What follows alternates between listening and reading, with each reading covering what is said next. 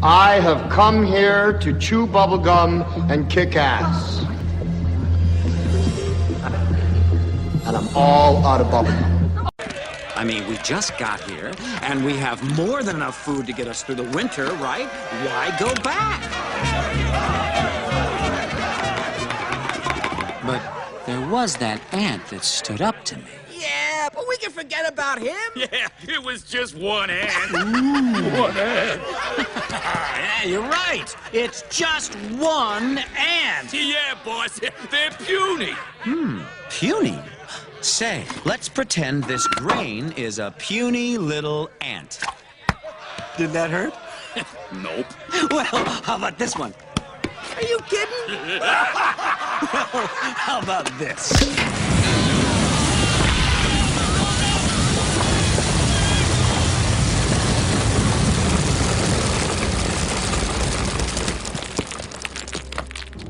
You let one ant stand up to us, then they all might stand up. Those puny little ants outnumber us 100 to 1. And if they ever figure that out, there goes our way of life. It's not about food. It's about keeping those ants in line. All you ants, ideas are very dangerous things. You are mindless, soil-shoving losers, put on this earth to serve us. You're wrong, Hopper.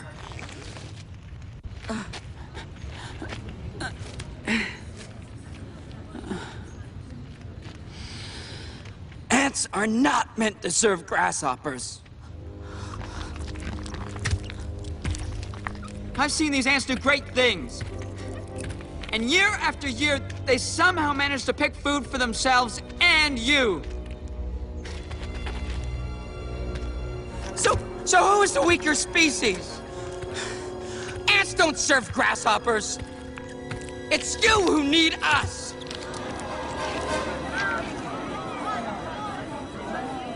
We're a lot stronger than you say we are. And you know it, don't you?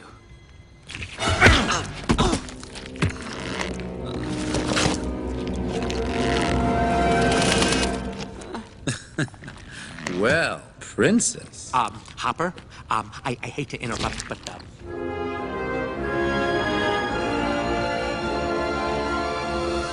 you ants stay back!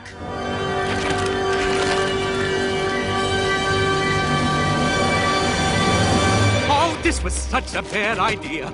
You see, Hopper, nature has a certain order. The ants pick the food, the ants keep the food, and the grasshoppers leave.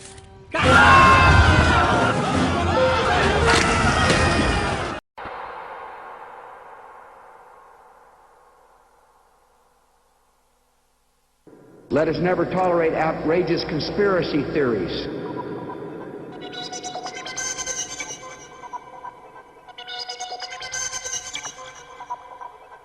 We have got to realize we're being conditioned on a mass scale.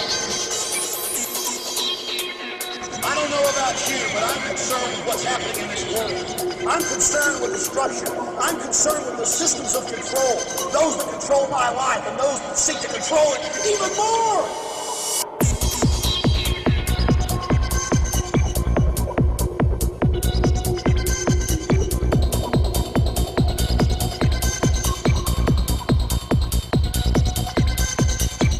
Listen, I know what tyranny means. I know the bankers are putting poison in our food and water. I know the bankers have stolen $8.5 trillion. I know we're under War Powers Act. I know they're hurting us. I know they're carrying out New World Order. I know they've staged those terror attacks. You know what it's like to gut up to this and go out every day and go past the peer pressure and come out day one and say 9/11 was an inside job and lose most of the radio stations I was on? You know what it's like to go to sleep every night knowing you work for a bunch of psychotic killers and you bastards are probably going to end up killing me one day? You know what it's like knowing you've ruined my life? You know what it's like, you sons of bitches? Let us never tolerate outrageous conspiracy theories.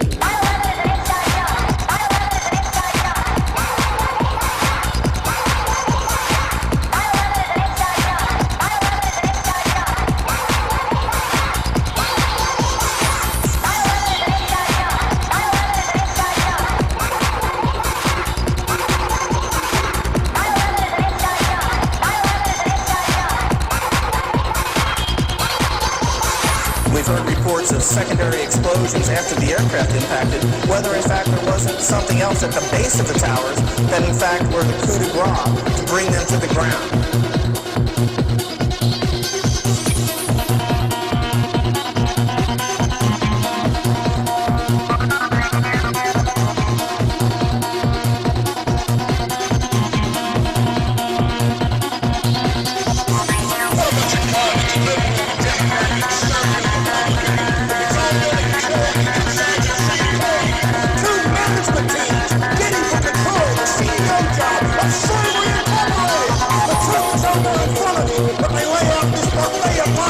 I'm sick of it, and I'm not gonna take a bite out of it. Do you got me? Do you got me? Do you got me?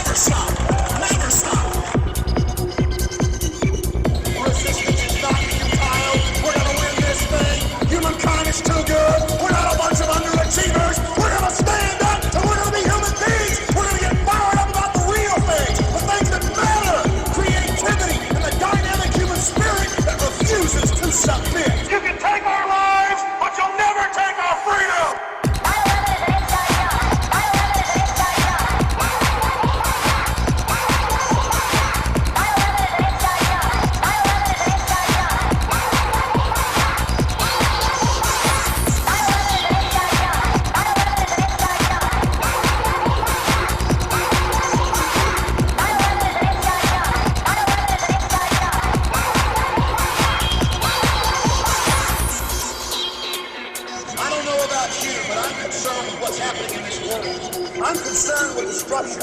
I'm concerned with the systems of control.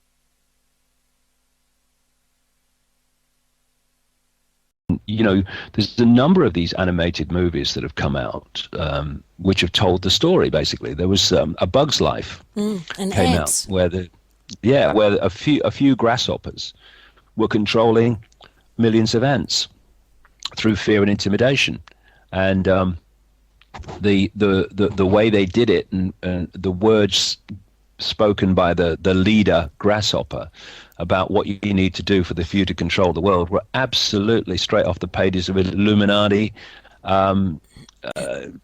mass mind control technical manual. Really, I mean, they do tell this story. It's and there's another one that just ants, just called Ants, wasn't it? Yeah.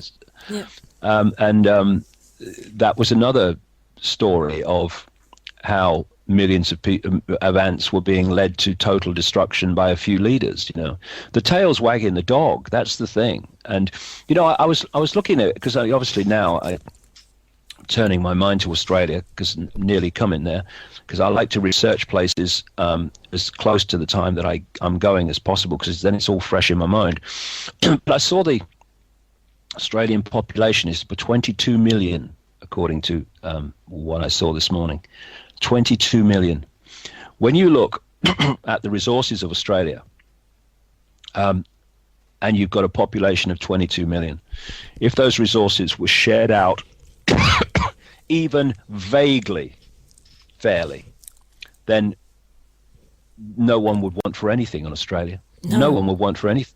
It's ridiculous. The size of the country, the resources of the country, the population size of the country, it should be a paradise. Same in Canada, but it's not because the few hijack all the wealth and resources, and the people doing that are agents of this cabal, and it's happening in every country. And Australia is a blatant example of it, because the population is so small in relation to its resources that anyone is hungry in Australia. Anyone doesn't have decent house in Australia.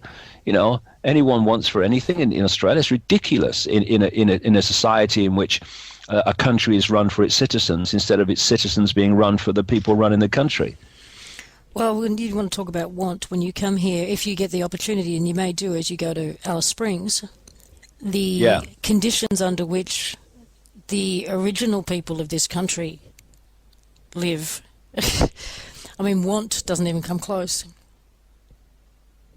And yeah, but you see, they have to destroy those people. They have to. You go into Africa, you go into any of these countries where the West has taken over, and they target and marginalize and suppress the native peoples, because they carry knowledge from the ancient world that is that the controllers do not want the public to have access to. Have you heard of the card that has been issued to the indigenous population that controls their money? What's that one? I can't think what it's called now, the blue card or the green card. Right. They're government payments, because for most of them there's no work available, they can't get a job. Many of them are living on government benefit. But now most of their government benefit is paid into a particular card. It looks like a credit card or a debit card. And that can only be spent at particular shops. And it can only be spent on particular items. And they're told that it's for their own good, which always gets my back up, that it's to prevent them from spending their money on tobacco and alcohol and things. Then a very small proportion of it is actually given to them into their bank account in cash. Most of them live in these communities, or one that I'm aware of that I've spoken to, one of the elders there, her community is a several hours bus trip away from any shops. The only way to pay for the bus is in cash.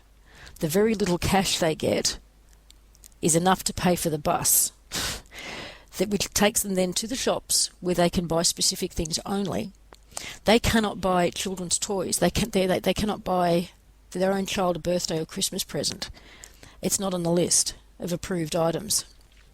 There's so much that's not on the list of approved items. It's not funny. And that's how they're being controlled now. And that's only working at the moment in the Northern Territory, but they've just decided to bring it into Redfern, I believe, in Sydney. And well, I tell you, what you're describing is what they want to be the situation for everybody yes. in the brave new world. This is the thin end of the wedge, the starting of the process. This is what they want to do to everybody. And this is where the quote that you talk about too, you mentioned in the recent book that came out of the Nazi Germany, about at first they came for, I can't remember the quote, at first they came for the Jews and I wasn't first they Jewish. came for the Jews and I wasn't a Jew, so I did nothing. Then they came for the communists and I was not a communist, so I did nothing. Then they came for the trade unionists and I was not a trade unionist, so I did nothing. Then they came for me and there was no one left to speak out for me. Yes, and that's something I think all Australians need to be reminded of right now. Yeah, it's something I emphasize a lot. If you think that injustice for others is not your problem, well, eventually it will be, because the knock will eventually come on your door. Because what they do, and they're doing, is picking off different sections of society, demonizing them, and then when that's all sorted and people say, well, it's not my problem, I don't like them anyway. You don't have to like them, mate, but it's an injustice. Do you only challenge injustice against people you like? And anyway, then, oh God, yeah, turn my thing off. And then we have a situation where they go to the next one and they do the same to them. Then they go to the next group, they do the same to them. And then eventually you reach the situation with the pastor that said those words in Nazi Germany. Then they came for me and there was no one left to speak out for me. Mm. And at that point it's too late. And it's not too late yet, but it's getting close. We need to start moving very fast. Well, one thing I did like about your book is that even though we're talking about pretty heavy subject matter here, you do also show that there is a way out. There are solutions. And that, I think, is very, very important. There's enough people jumping up and down and screaming about what's wrong. We need to start talking about what's right and what can fix what's wrong. And, we need solutions. Yeah. So yeah, we do, but I'll be talking about that. The whole of basically the last section of the 4 sections of my talk in Australia will be about that. Yes, good. And it's about removing. It's not so much solutions; it's removing the cause of the problem, and the cause of the problem is us. And we can cease, therefore, to be the cause of the problem. That's the great news. It is in our hands to a very large extent. Yes. Because the power that's used to control us is the power we give away to those controlling us every day. We take it back, it's over. But to do that, first of all, we've got to understand the true nature of who we are. We've got to understand the power we have from that, and we've got to let the fault lines of divide and rule go. Injustice against an Aborigine is an injustice against me, and I live in Britain. 13,000 miles away, is it? A long way anyway. It has to be like that, because otherwise injustice is like a cancer. It just grows and grows and grows and eventually hits you. And so we have to stand together. Like I think I said earlier about Jewish people in Israel standing together with Arab people in the Arab countries, because the masters of the Arabs and the masters of the Jewish people in Israel are just agents of the same force. That's why we have to stand together. And if we think, by the way, that politics is going to change anything, well, we'll think that forever and it'll never change. We have to change. We have to change the situation, not politicians. And one of the things that people do, appalling as so many politicians are, is we say to them, what are you going to do about it? Well, what's that doing? That's giving your power to these politicians you say are corrupt, and they are, who have this agenda. So when we say, what am I going to do about this, then the power comes the other way and we take it away from them. That's the direction that power needs to come, not towards them. Yeah, there's another quote, which I don't even know who said it, but it was, I always said that somebody should do something until I realized I was somebody. Yeah, I mean, what was it Gandhi said was the effect of you are the change you've been looking for, or you are the ones you've been looking for. You're the ones you've been waiting for. I mean, we wait for the cavalry to come over the hill with a bugle blaring, and we are the cavalry. So don't wait. Just look in the mirror, you'll see it. It means unity.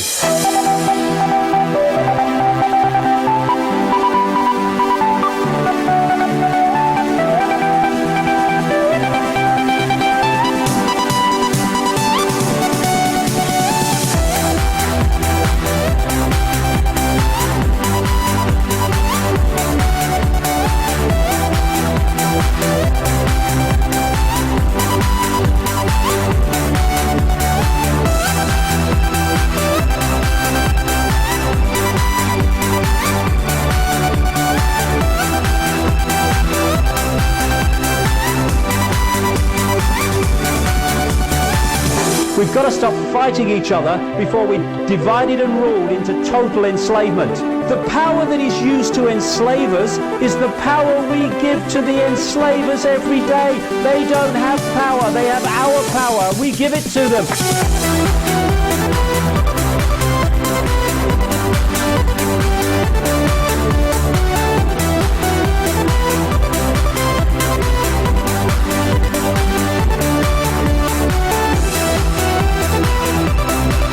It means unity.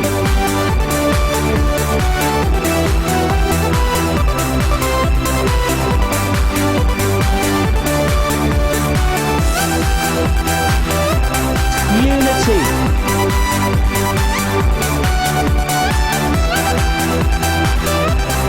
Unity.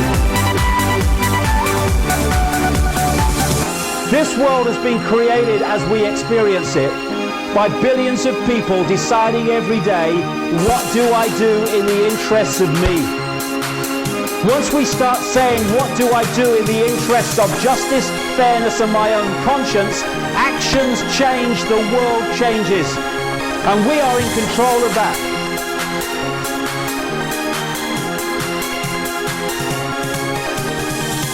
If we stopped making decisions about our actions based on what is right for us in the moment and started doing what we knew to be right by conscience and justice, this world would transform. It needs unity. Unity.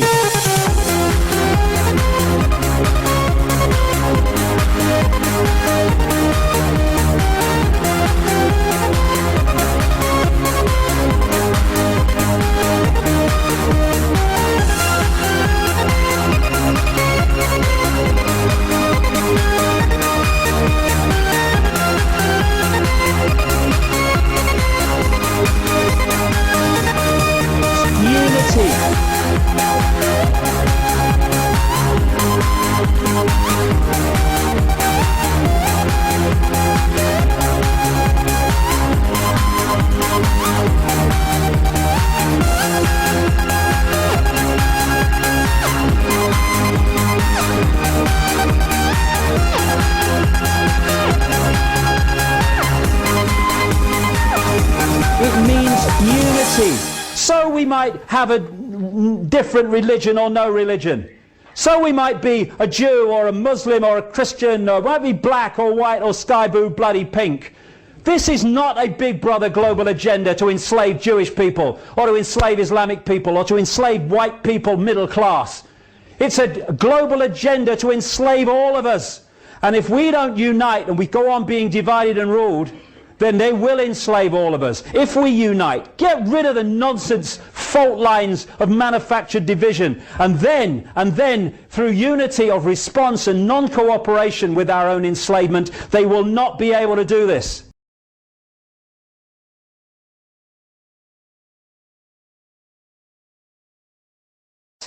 Yeah. Well, I better go and I'm sitting there. I've not even had a bath this morning. I did get you just after you woke up, so. I did. You did, yeah. But never mind. There's no one else here, and that's very comforting for anyone who might potentially be here and see me before I've had a bath. Well, have a great day, and I look forward to meeting you when you come to Sydney. That'll be great. Lovely. Nice talking to you. You too, David. Bye-bye. See you soon. Bye.